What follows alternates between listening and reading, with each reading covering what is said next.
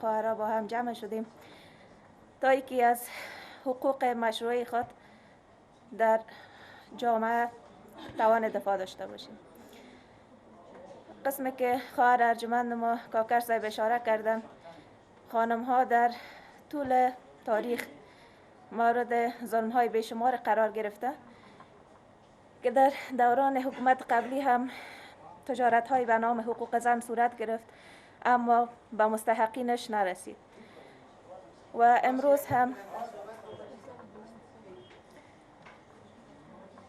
و NGO-های مختلف جیبهایشان پر شد به نام حق زن و آنچه که مطابقت با عرف ما و آنچه که مطابقت با دین ما با شریعت ما نداشت به نام حق زن او را بالای ما تحمیل کردن و دیدیم که نتایج منفی را در جامعه به بار آورد که روزانه خانه امن پر می شد از زنهایی که مورد خشونت قرار می گرفتند و آنچه که شریعت به نام حق بر زن در نظر گرفته اگر واقعا تطبیق شود، یعنی جامعه ما جامعه امن و جامعه که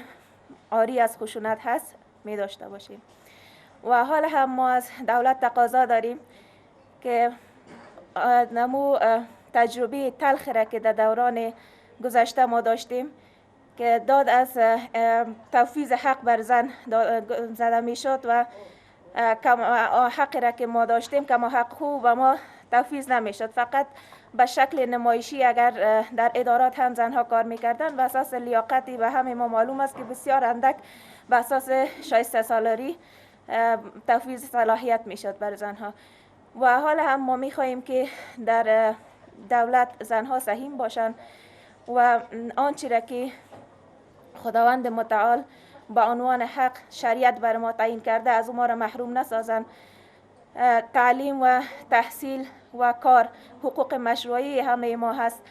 و ما از دولت تقاضای زیر داریم که ما را همکاری بکنه، زمینه را بر ما مساعد بکنه برای رشد جوانان ما، برای رشد استعدادهایی که در جامعه داریم که مبادا این استعدادهای نهفته هدر بره و از یا استفاده مثمر در راستای توانمندسازی جامعه باید صورت بگیره. و زیاد ما پرحرفی نمی کنم، صحبت های ما جانبه را خانم کاکر صاحب خدمت شما ارائه کردن. فقط ما می خواهیم که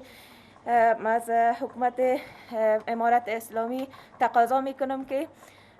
توجه جدی و همه جانبه در قسمت توانمندسازی زنان افغان. ما نه طرفدار افراط هستیم نه طرفدار تفریط هستیم، به شکل اعتدال و وسطیت آنچه را که دین ما برای ما تعیین کرده، همونطور که الله متعال ما را امت وسط خطاب کرده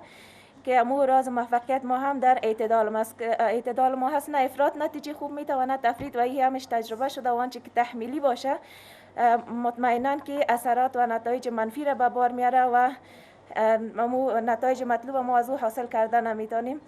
بنابراین امو شکل اعتدال و هر آنچه که ما میخواهیم تطبیق بکنیم به شکل تدریجی در جامعه او را آغاز بکنیم تا که به نتایج مطلوب برسیم. پولای افغانستان منجمد ساخته و معاش هزاران غریب و بیچاره را بند ساخته. ما از سرمنشی ملل متحد یک جهان سپاس میکنیم که در راستای آزادسازی پولای ما با ما همکاری میکنند. با دیگر در قسمت حقوق زنان بگویم، در زمانی که به نام حقوق زن به میلیاردها دلار کشیده میشد و در جیبای انگشت مردم میفتید، او به درد زن افغان نمیخورد. در دورترین نقطه افغانستان زن افغان بی وسیله بود و در کابل یا بعضی مراکز نزدیک به نام حقوق زن بسیار مصارف گزاف میشد ولی زن افغان از او مستفید نمیشد. اما فعلا زن افغان با حجاب شده، با آبرو شده، باز هم صدا بلند میشه که زن افغان در قید است، در مشکل است. نه، ما شما حوصله داشته باشیم، ان قریب به زودترین وقت بخیر زن افغان صدایش بلند میشه و زن افغان به حقوق اسلامی خود نائل میشه.